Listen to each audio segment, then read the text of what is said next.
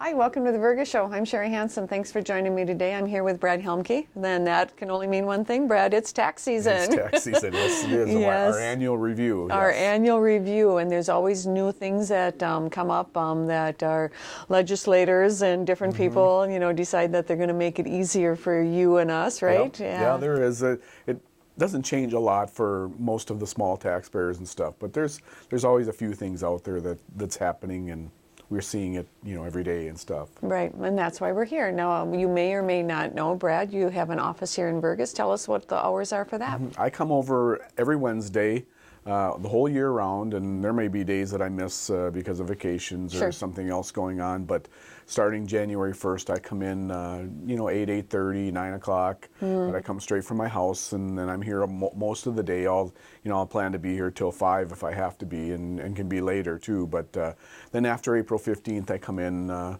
mid-morning and stay till 3, 4 o'clock, and the rest of the year and stuff. It's really nice to have that convenience here in Vergas, and so I thank you for that, but it's really nice to know that just from the bank side too, that when we have a tax question or an IRA question that's going on, it's like, oh, we got to get hold of Brad and find out. Well, that's nice. I've been, this is about starting my 31st year coming to Vergas, so it's how time flies. That dates us, doesn't it, Brad? Golly, it does. Yes, it does. Yes, and you, I know you continue with classes, continuing ed and stuff, and so I guess I'll just jump right in and say, what's new this year? Well, everybody's talking about health insurance, and it's so expensive. Oh, and, it's ridiculous. It's just crazy. But we have what we have, and we have to live with it.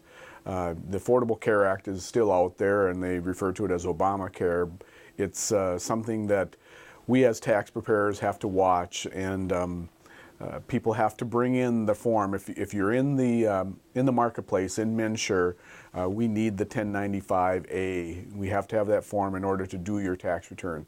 There's two other forms, the 1095B, which the health insurance companies provide, and then 1095C, which the employers provide. We do not need those two forms to do your tax return, but it's important for taxpayers to know, if they're not in the marketplace, to know what their health insurance is.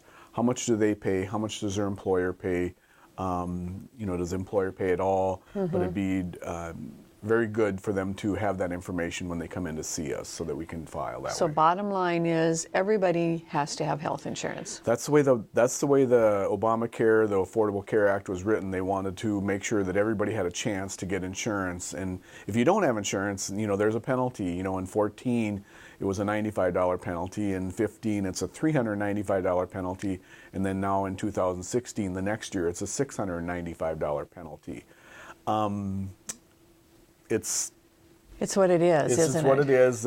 If your income is really low, there's a hardship waiver that you can get, and we've even heard that if you don't want to pay it, you don't have to pay it. So it was kind of one of those things that they're not going to hold a gun to your head if you don't have it, but it's in the code. It's in the code, and so like you say, you as a tax preparer need to have that out there. Yep. A lot of it's the responsibility of the person, though, too, right? Yeah, it is.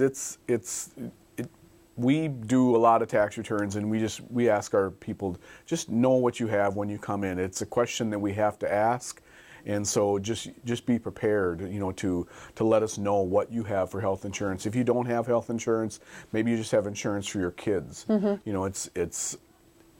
There's a spot on the form for everybody, and so we can answer yes for you and no for somebody else. So it's just important to know what you have for health insurance. Okay, so besides insurance, what do people need to be getting ready to prepare their taxes, and what are some of the 1099s? Well, it's the 1099 thing is mostly geared towards businesses, but I can't emphasize enough how important it is for people to do their 1099s. The IRS has penalties in there that if I pay you $1,000 for consulting work, I have to give you a 1099 for $1,000. If I don't give you a 1099 and they find out that I should have, the penalty for me is $500, half of that amount. So basically, I'm paying your tax. Right. So is there a threshold, as far as how much you pay? $600. If it gets to $600, you need to do your 1099s.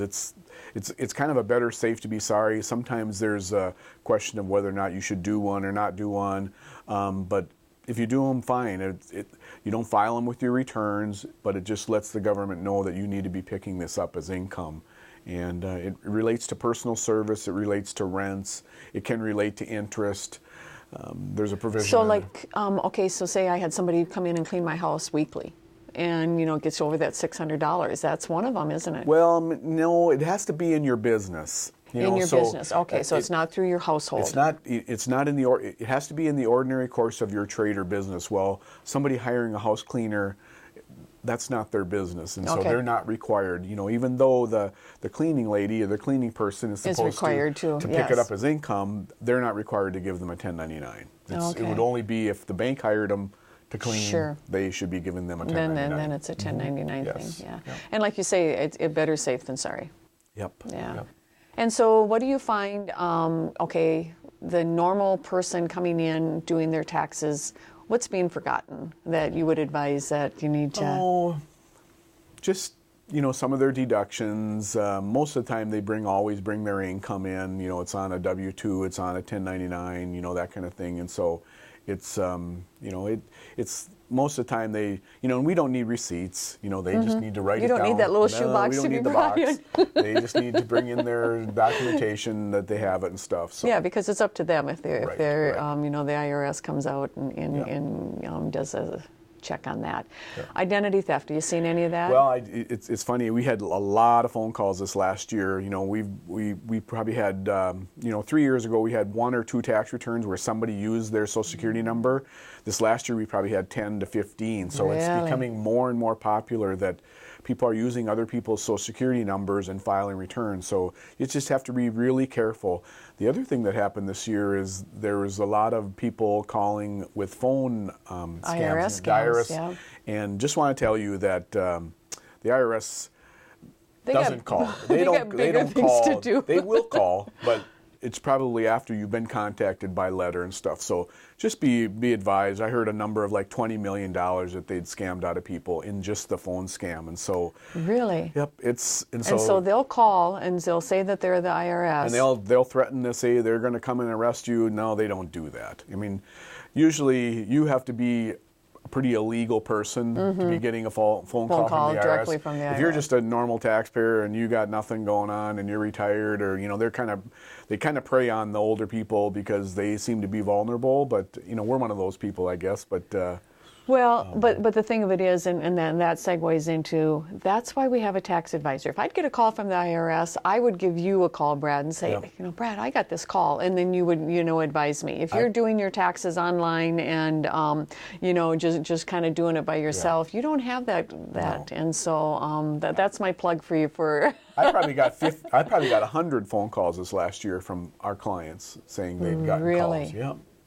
That's important. There's a lot of things out there that you just don't know. And on Wednesdays at the Vergas State Bank, but otherwise you're over in Perm and can be contacted there, and your Perm office can be called to make an appointment. Absolutely. Yep. Okay. I don't really schedule appointments in Vergas. It's I get a lot of walk-in traffic. It seems to have worked just fine for 30 years. So just come in. It turns over fairly quickly. All right. And so make sure that you get your taxes ready to go and get everything filed and be safe rather than sorry, right? Yeah, that's right. All right. Thank you. Thank you, Brad, for joining me today, and you have a good day in Vergas.